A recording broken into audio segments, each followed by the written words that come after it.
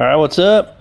We're gonna start out here in Baltimore, just a cemetery here, and we'll shoot up. I'm gonna show something cool in New York City, and then back here in Baltimore again. But we'll start out here. This is the grave of Elijah Bond, the dude who, I guess, first patented the freaking Ouija board. So his whole grave here is just a Ouija board. Elijah Jefferson Bond. I think Hasbro maybe owns the rights to the Ouija board these days, which is kind of weird after the whole. I mean, Ouija board's been around forever, but feels weird after all the satanic panic of the 80s. But I guess Ouija board's been kind of taboo even before then. But so it seems sort of out of place. All these old freaking graves here. I mean, his is old too, but this headstone is much more modern. It wasn't put here till more recent times. He was buried in an unmarked grave, and then 2007 there was a dude who collected Ouija boards, and he tracked down. It took a long time, I think. He tracked down where Elijah's grave was, and raised money to have this headstone put here. But cool headstone here, just here in Baltimore amongst these old graves. While we're checking things out here, click on that subscribe button there if you freaking want to. I don't care. Be cool if you did, I guess. But look at all these old graves. It's real old. And I guess Elijah was, should have had something that looked more like theirs, like all these old ones. But it is cool and sort of fitting too. Fits right along with that, especially Baltimore stuff, which we'll get back to. But this is up in New York City now, and there's a cottage here we're going to check out, which has nothing to do with Elijah Bond, but sort of fits that paranormal sort of vibe. This is where Edgar Allan Poe lived. He's lived all over the place. Lived in freaking Baltimore. This is where he last lived, the last place he owned up here in New York City. So this is where Poe lived. This is in the Bronx. This is where he lived with Virginia, his cousin/wife, first cousin/wife, and her mother, Marie. Virginia died here. She died here on the first floor. It's 2-story, not a big place. I wish we could get over there closer, but I don't know if this has ever opened up anymore. There's been a lot of vandalism here over the years. I don't know how often you can get in here. We couldn't get past this wrought iron fence here, but the wrought iron looked real cool. But it would have been cool to get over there closer, but I can understand keeping vandals out. But Virginia died here on the first floor. He kept the house still for a while later. I think it was $100 a year rent. He didn't own it, but he rented it. Kept the house still. I think Maria was still living here. Marie was still living here when Poe died, and she moved out then at that point. But this is it. It's just the Edgar Allan Poe Cottage. That's what it's called these days. It's in a little place you can see kind of sectioned off here, Edgar Allan Poe Park here in the Bronx. Or Poe, maybe it's just called Poe Park, actually, I think that's what it is.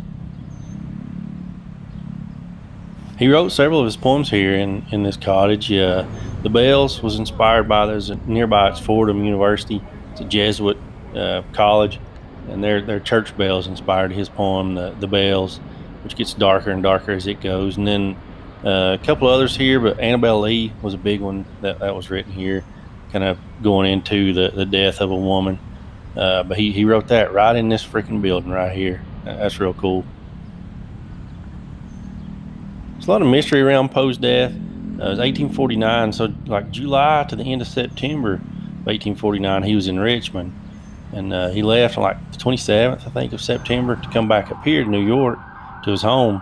And there's no record of actually where he was. So I don't know if he actually came up here or not.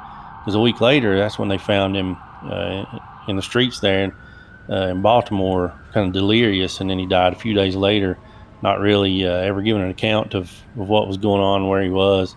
But here we are back in Baltimore.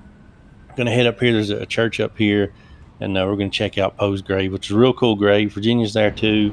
It's over here on the side of this church, and there's something cool behind this church too that's Poe related. So Charlie and I came here a couple times. I think the first time I came with Charlie years ago, we couldn't get over here. The gates were closed.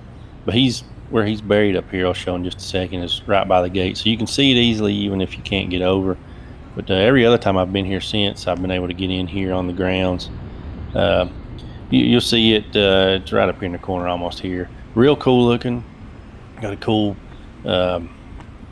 picture, not really a picture, some kind of carving, whatever it is, here of Poe on it. This is it. A couple flowers there on it, but Edgar Allan Poe, see right here where it's just right up by the gate, by the fence.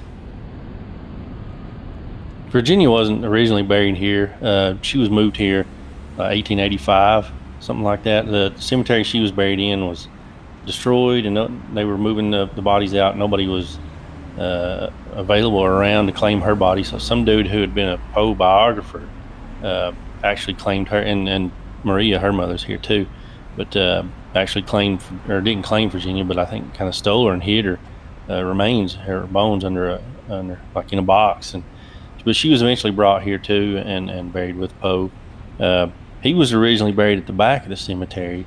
We'll go check it out in a minute. There's a headstone back there now that looks cool. Originally there was not one. He didn't have a headstone. There was one made, like fancy white Italian marble, but before it got placed there, it was stored at, I guess, a train yard. Train derailed and destroyed it, so it never made its way here. There was just a marker there that said like number 80. It's along the back. We'll go check it out. I actually hadn't seen it before. I'd been here to the cemetery, like I said, a few times, but never went to the back and to check out the original spot. Along this little brick path, it's just a small little cemetery around this church. But the gravestone back here for the original spot, it looks cool too. Got a raven on it, and it's marked as the original burial site of Poe. Guess he was such a unique dude. He ended up with two graves in the same freaking cemetery. Both of them look cool. This one looks real cool where it's got the raven and says, quote the raven nevermore along the top there. But worth checking out. Definitely worth checking out both of these. They're the original one back here behind the church, and the one up front where he actually is. But that's it. I want to check out some Poe stuff. The cool Ouija board thing was kind of fit in here too. But that's it. We'll figure out something else to do and head on out of here.